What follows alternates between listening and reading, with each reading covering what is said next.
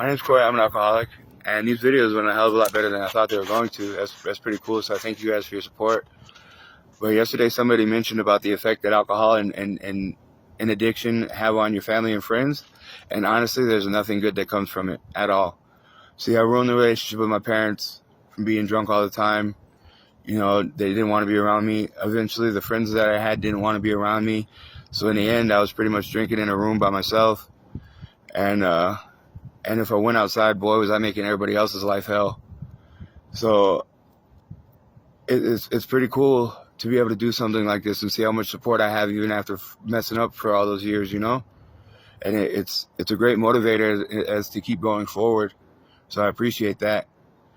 And anyway, so like I said, my drinking led to me drinking in a room by myself. And then I was split up with the mother of my child, and I was living in one of my buddy's garages. And then he was like, oh man, there's no way I can help this guy. So he called my parents and told on me, which is a good thing. And even though I messed up those relationships, my parents were still willing to take me back in. And then guess what I did there? Of course, was drinking there still. Wasn't ready to quit.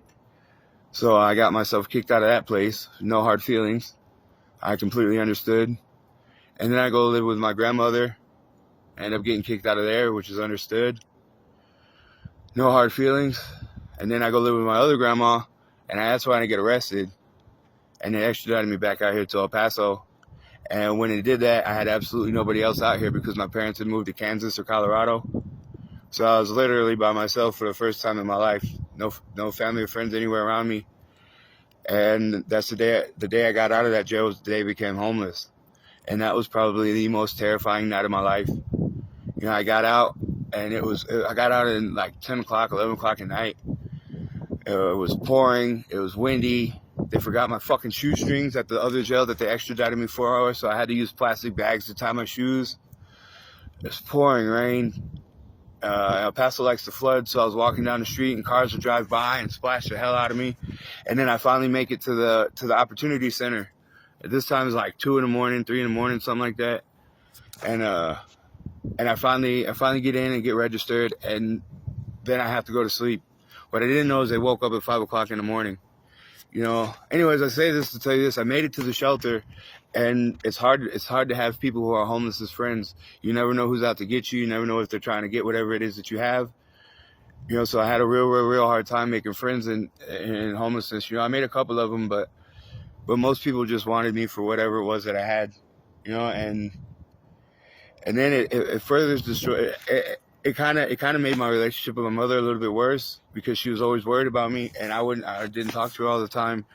And I think I didn't talk to her because I didn't want her to know how bad it actually was.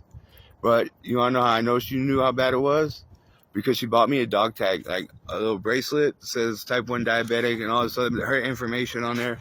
So that way when I died in an alleyway somewhere with no pants on and one shoe on and looking for my bottle of alcohol or my wallet or whatever it was that I lost while I was drunk the previous night. So I destroyed that relationship. She was worried about me all the time, and she had no peace. And I feel extremely bad for that. You know, she's been my mom my whole life. She knows me pretty much better than anybody knows me. So she knew what I was going through and what I was doing.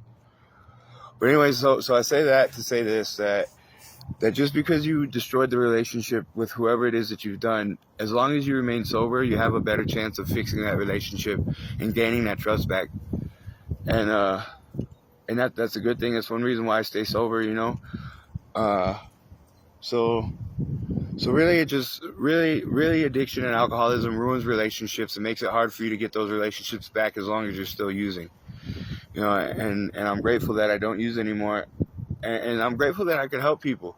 See, I might not understand what I'm doing here right now on this video and whatnot, but a couple of people watched the last videos, man, and if I could reach one person out of everybody that watched it, then it was definitely worth me doing this, you know? So again, I appreciate all you guys' support. It really does mean a lot to me. And I got a catchphrase too now. I got a catchphrase. This is the last thing I say. My catchphrase is stay strong and sober on. I don't know if anybody else has said that, but I know I've been saying it, so I'm going to keep saying it. Stay strong and sober on. Have a good day.